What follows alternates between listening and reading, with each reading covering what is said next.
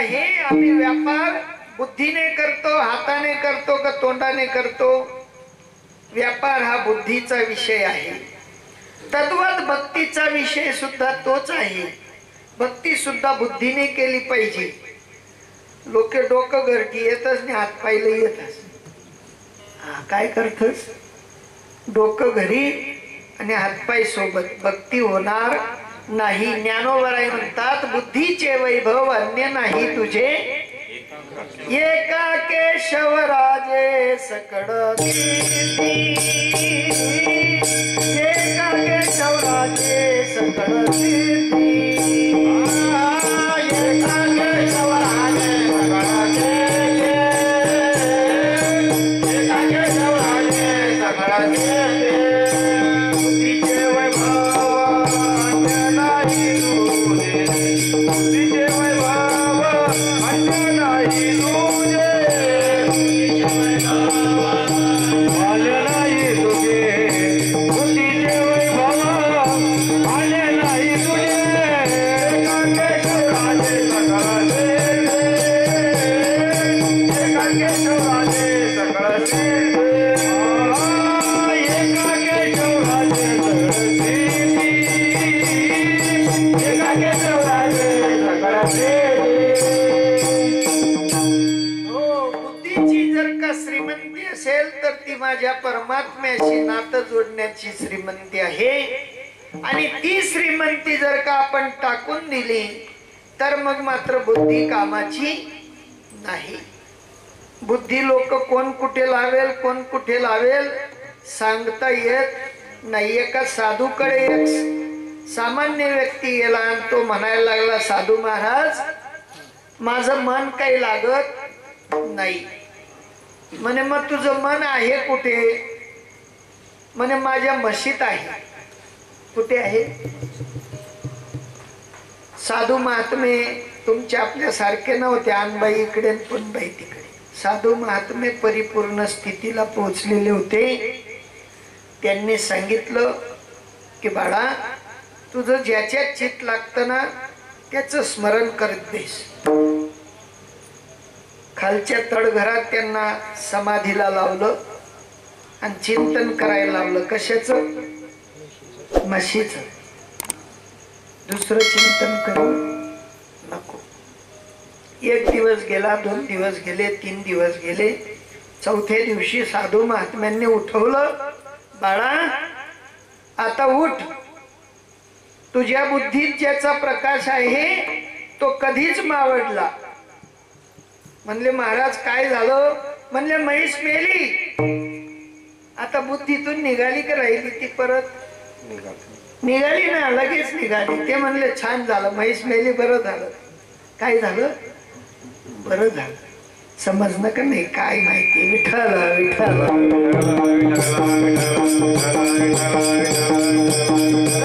साधूचा निर्देश आहे जे तुमच्या मनात आहे त्याला बुद्धीच्या निश्चयाने काढून टाका.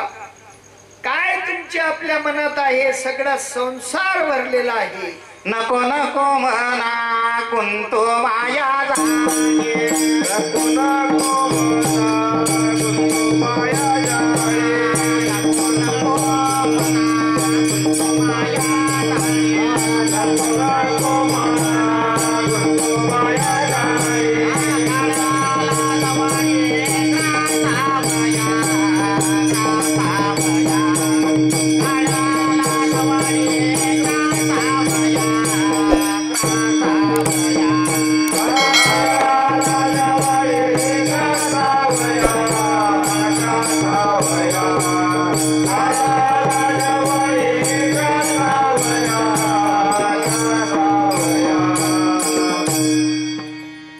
उपदेश करतात संत महात्मे की बुद्धीला चाळा लावा त्या ज्ञानाचा आणि मनाला मात्र बाहेर काढा त्या संसारातनं. नको नको मना गुंतू माया जाडी, काळाला जवडी ग्रासावया, काळाची या हुडी पडेल बा जेव्हा, सोडविना तेव्हा माये बाप, सोडविना बंधू पाठीची बहीण, शेजीची कामिनी दूर राही.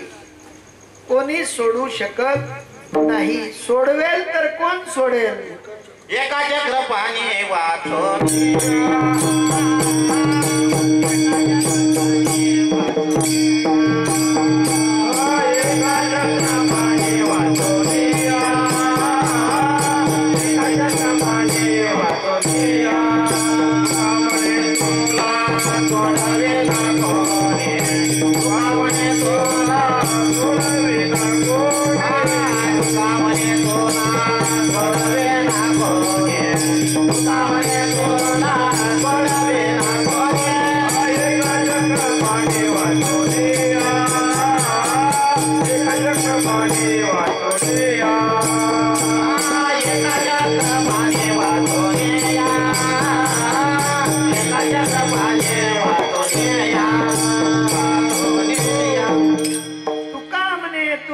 सोडविना कोणी एका चक्रपाणी वाचूनिया. एका परमात्म्या वाचून तुमची आपली सुटका करणारा या जगात कोणी समर्थ नाही. समर्थ आहे तो फक्त माझा परमात्मा.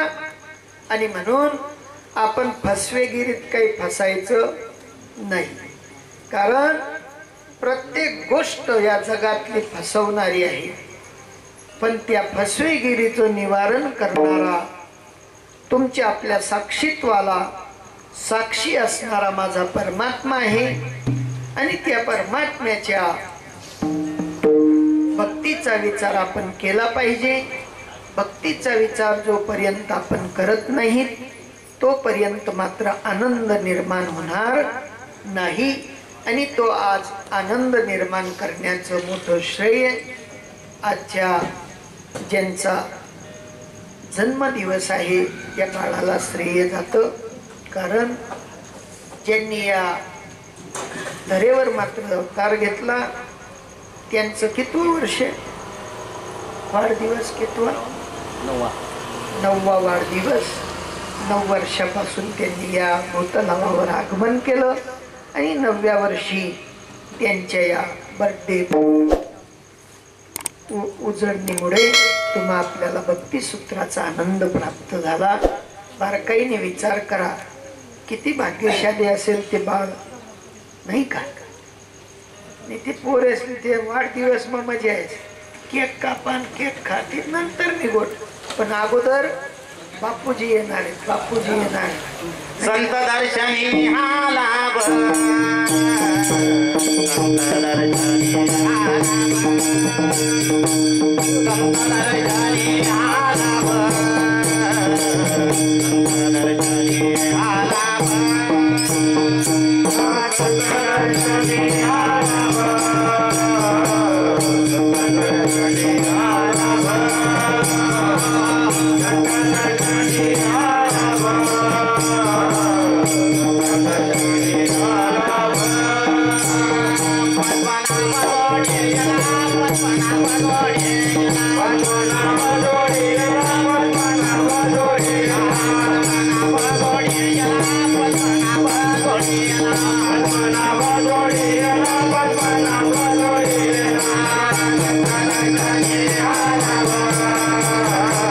संत दर्शनी हा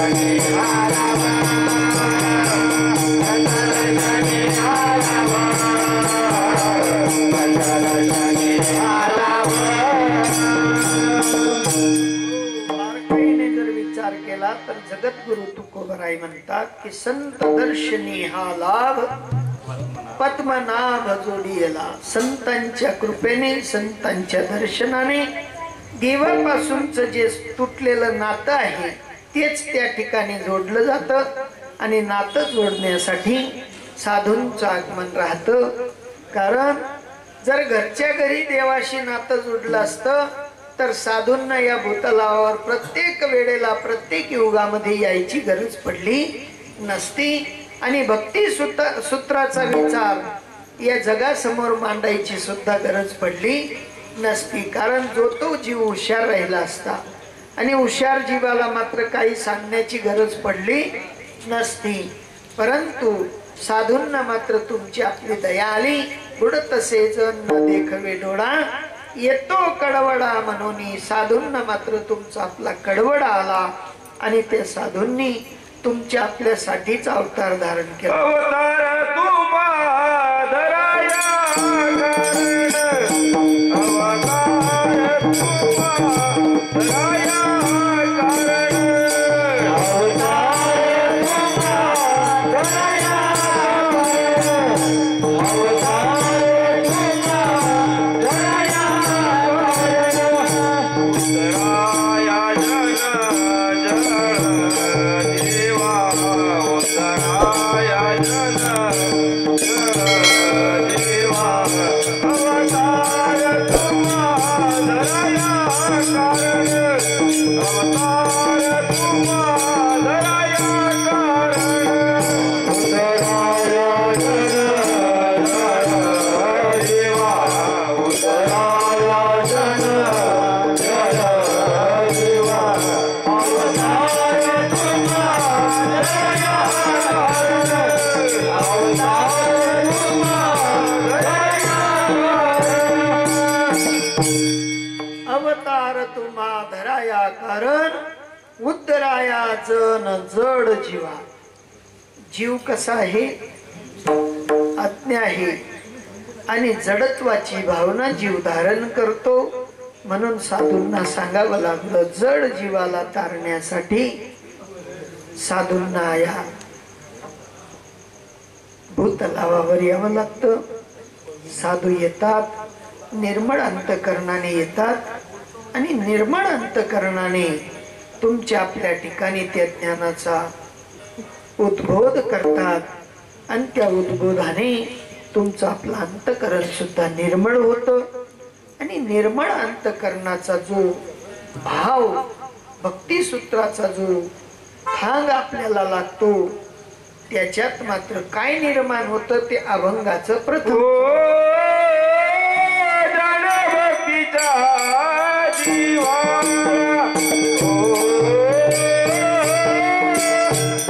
भक्तीचा जीवाला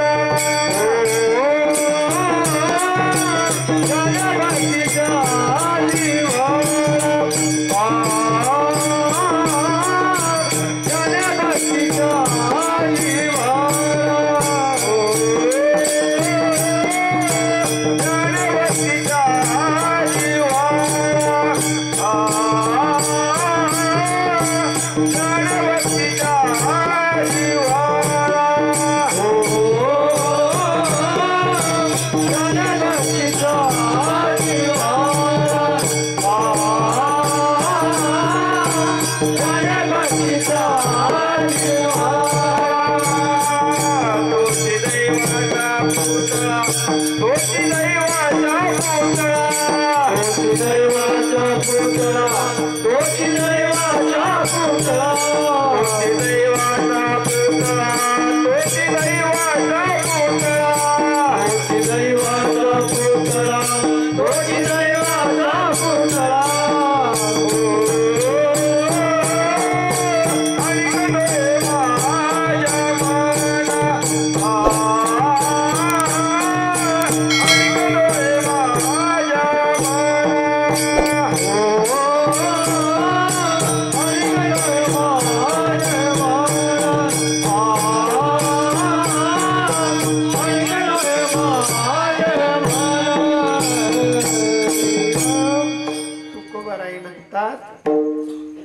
जाने भक्तीचा जिव्हाळा.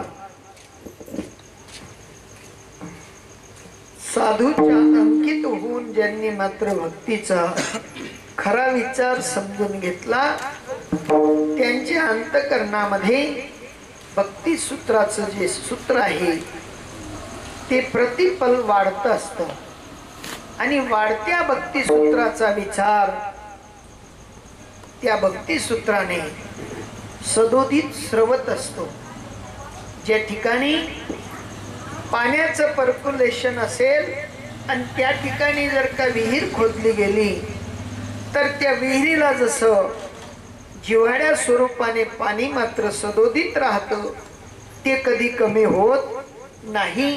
तद्वत साधूंच्या त्या ज्ञानाने ज्या जीवाच्या अंतकरणामध्ये भक्तीचा जिव्हाळा तयार होत असेल जाणे भक्तीचा जिव्हाळा, ज्याच्या अंतकरणामध्ये भक्तीचा जिव्हाळा असेल तो या त्रैलोक्यामध्ये खऱ्या रीतीने दैवाचा पुतळा आहे.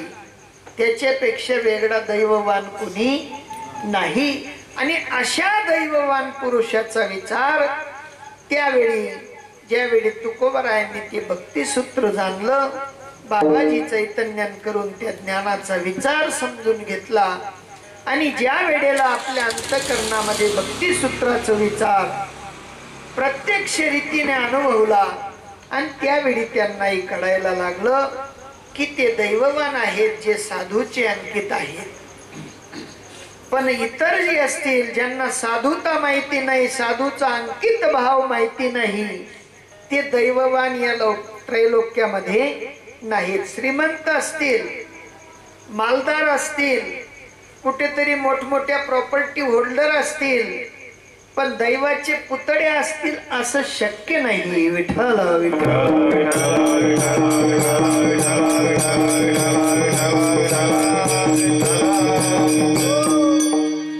कदाचित पंडितासारखे बोलणारे असतील, बोलके पोपट असतील, एका शब्दाचे 40 अर्थ काढणारे असतील. किती? एका शब्दाचे 40 अर्थ काढणारे असतील, शब्दाच्या साली काढतील. पण हे सूत्र ज्यांच्याकडे नसेल तो दैववान नाही. आपणही भाडून जातो. आपली भांडण्याची जी काही ताकद आहे ती गुणांवर भांडण्याची ताकद आहे. एक महापुरुष सांगून गेले की एका वैद्याकडे एक रोगी गेला आणि त्या रोग्याला औषध दिलं आणि त्या औषधाचा जो कडवटपणा होता तो अतिशय जास्त होता आणि तो कडवटपणा मिश्रित करण्यासाठी त्या रोग्याला सांगण्यात आलं की याची मात्रा फक्त 1 mm जेवढी घ्यायची. किती? 1 mm घ्यायची आणि याला घोटण्यासाठी, या औषधामध्ये घोटण्यासाठी याची मधाची जी मात्रा आहे ती मात्र 4 mm सारखी घ्यायची. किती mm? जेणेकरून त्या अमृत तुल्य दवाने तुमच्या तोंडात जो कडवटपणा येणार आहे तो येणार नाही. आता त्या दवामध्ये 4 mm सद आणि 1 mm दवा मिश्रित झाली. आता प्रमाण कोणाचं वाढलं? सदाचं प्रमाण वाढल्यामुळे त्या रोग्याचा हळूहळू 2 दिवस 3 दिवस टक घेतल्यानंतर आजार थोडा कमी झाला. आता त्या रोग्याला चट लागली, त्याने औषधाची मात्रा काढून टाकली आणि रोज काय घ्यायला लागला? आता सद महत्वपूर्ण होतं का ती औषधाची 1 mm मात्रा? 1 mm मात्रा औषधाची एकदम मात्र तुम्हा आपल्याला गुणकारी ठरणार होती. तद्वत या ठिकाणी साधू महात्मे म्हणतात तुम्हा आपल्याला नामाच्या निर्देशासाठी साधू भेटतात, पण तो नाम निर्देश जगाला पटावा, कळावा, सांगता यावा, समजता यावा तेवढ्यासाठी कुठेतरी ही योजना केली. टाळ घ्या, मृदुंग घ्या, विणा घ्या, पेटी घ्या, आलं तर गायन गा. काय करा? आलं तर गायन करा. ऐन कैन कोणत्याही का प्रकारे होईना 75% गायन करा, पण 1% भक्ती रुजवण्याचा प्रयत्न करा.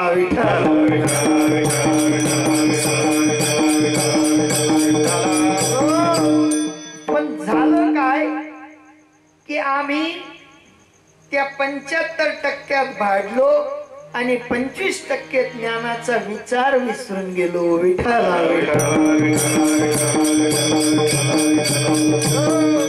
आणि म्हणून त्या वाढल्यामुळे आम्हाला आजकाल मोबाईल लावला तरी काय गोड वाटतं? काय गोड वाटतं? संगीत. काय भारी गायले त्यांनी. पिंगळा पिंगडा महाद्वारी बोली बोलतो देखा. कितला सवा आहे तसा गॅरंटीने, पण ते शब्दच न गुंतन ते आहे काय सांग राहणार ते शब्द नाही काय. संत महात्मे म्हणतात तशाने आमचा काही उन्नत भाव तयार होणार नाही. उन्नत भाव तयार व्हावा असं जर वाटत असेल तर साधूचा एक आणि एक शब्द मौल्यवान असतो, आणि त्या मौल्यवान शब्दाचा जर का आम्ही अंगीकार केला तर ते सद सुद्धा कामी लागेल.